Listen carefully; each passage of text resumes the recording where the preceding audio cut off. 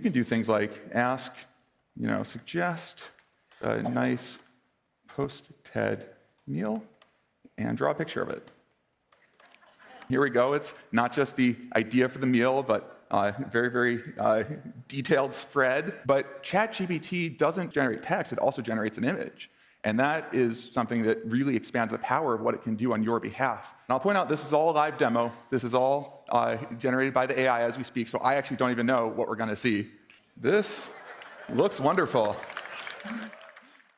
Now, make a shopping list for the tasty thing I was suggesting earlier, and make it a little tricky for the AI, and tweet it out for all the TED viewers out there.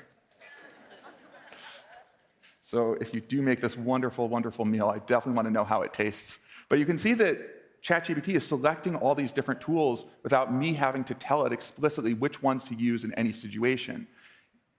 And this, I think, shows a new way of thinking about the user interface. Like, we are so used to thinking of, well, we have these apps, we click between them, we copy-paste between them. And by having this unified language interface on top of tools, the AI is able to sort of take away all those details from you. So you don't have to be the one who spells out every single sort of little piece